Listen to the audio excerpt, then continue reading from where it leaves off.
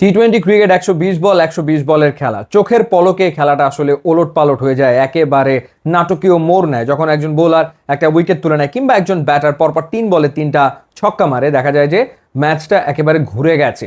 প্রত্যেকটা বল ইম্পর্টেন্ট এবং মহা গুরুত্বপূর্ণ হচ্ছে টিম কম্বিনেশন, কোন 11 জন আসলে মাঠে নামছে। সবশেষ 3টা টি-20 সিরিজে অর্থাৎ শ্রীলঙ্কা, পাকিস্তান, নেদারল্যান্ডসের বিপক্ষে বাংলাদেশ ভিন্ন ভিন্ন কম্বিনেশন আসলে ট্রাই করে দেখেছে এবং আমার কাছে মনে হয় যে এশিয়া কাপের গ্রুপ পর্বের 3 ম্যাচেও বাংলাদেশ আসলে 3 রকমের কম্বিনেশন নিয়েই খেলবে। মোটামুটিভাবে 7টা স্পটে কারা খেলবে সেটা অনুমান করাই যাচ্ছে, কিন্তু 4টা স্পট নিয়ে টিম ম্যানেজমেন্টের ভাবনা চিন্তা রয়েছে। একেবারে শুরু থেকে যদি আমরা আলোচনা করি, ওপেনিংয়ে ডেফিনেটলি তানজিদ হাসান তামিম এবং পারভেজ হোসেন ইমন, এই দুজনকে নিয়ে তো কোনো রকমের কোনো সন্দেহ থাকার কথা নয়। নাম্বার 3তে ক্যাপ্টেন লিটন কুমার দাস, তিনি ব্যাট করবেন। নাম্বার 4-এ খেলবেন কে? 3 অপশন এখানে রয়েছে। তাওহিদ হৃদয় আছেন, সাইফ হাসান রয়েছেন এবং চাইলে নুরুল হাসান সোহানকেও কিন্তু খেলানো যায় নাম্বার 4 পজিশনে। সাইফ হাসান একটা ভালো ইনিংস খেলেছেন নেদারল্যান্ডসের বিপক্ষে। তাওহিদ হৃদয় মোটামুটিভাবে এই পজিশনে খেলে এসছেন, কিন্তু কিছুটা ডেফিনেটলি নড়বড়ে। সুতরাং প্রথম ম্যাচে এগেনস্ট হংকং হয়তোবা নাম্বার 4 পজিশনে অন্য কাউকে ট্রাই করা হতে পারে, আইদার সাইফ হাসান অথবা নুরুল হাসান সোহান।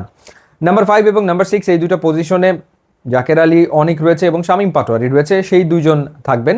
এরপরে নাম্বার 7 পজিশনে শেখ মাহাদি তিনি থাকবেন। এখন 8 নাম্বার যে পজিশনটা, সেই জায়গাটাতে রিশাদ হোসেন অথবা নাসুম আহমেদ। কোনো কোনো ম্যাচে হয়তো নাসুমকে খেলানো হতে পারে, স্পেশালি যখন বাংলাদেশ আফগানিস্তানের বিপক্ষে খেলবে। আমার ধারণা যে নাসুমকে প্লেইং 11-এ রাখা হবে এবং রিশাদকেও হয়তো হংকংয়ের বিপক্ষে প্রথম ম্যাচে একাদশে রাখা হবে। এরপর 3 জন ফাস্ট বোলার, সেই জায়গাটাতে মুস্তাফিজুর রহমান এবং তাসকিন আহমেদ তারা থাকবেন। এবং আর একটা যে স্পট, সেখানে হয় মোহাম্মদ সাইফুদ্দিন থাকবেন অথবা থাকবেন তানজিম হাসান সাকিব। তো আমার কাছে মনে হয় যে হ্যাঁ, সাইফুদ্দিনের ব্যাটিং একটুখানি আগানো, তারপর তানজিম হাসান সাকিবের বোলিংটা আবার সাইফুদ্দিনের বোলিংয়ের চেয়ে আমার কাছে মনে হয় খানিকটা আগানো। সেই জায়গাটাতে তানজিম হাসান সাকিবকে হয়তোবা বিবেচনা করা হতে পারে ফার্স্ট ম্যাচে। সো এইভাবে প্লেইং 11টা ঠিক করা হবে। সো দেখা যাক শেষ পর্যন্ত টিম ম্যানেজমেন্ট আসলে কিভাবে করে একাদশটা নির্ধারণ করে। আবার এটাও ঠিক যে কন্ডিশন বিবেচনায় নিলে সেখানে স্পিনাররা তুলনামূলক একটু ব্যাটার করতে পারে।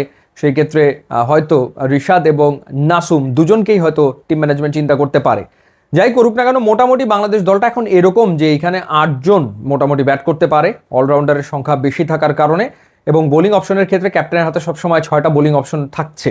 আমরা লাস্ট যে সিরিজগুলো জিতেছি সেখানে আমরা সেটাই দেখেছি। অর্থাৎ বাংলাদেশ এখন যে অ্যাপ্রোচে টি-20 খেলছে, তাতে করে 8 জন ব্যাটিং করতে পারে এবং বোলিং অপশন 6টা আসলে থাকছে। সো দেখা যাক শেষমেশ প্রথম ম্যাচে বাংলাদেশ কী ধরনের প্লেইং 11 নিয়ে নামে। আপনার মতামত অবশ্যই জানাবেন। ইউটিউব, ইনস্টাগ্রাম লিঙ্ক দেওয়া আছে, যোগ দিলে খুবই খুশি হব। And thanks for watching.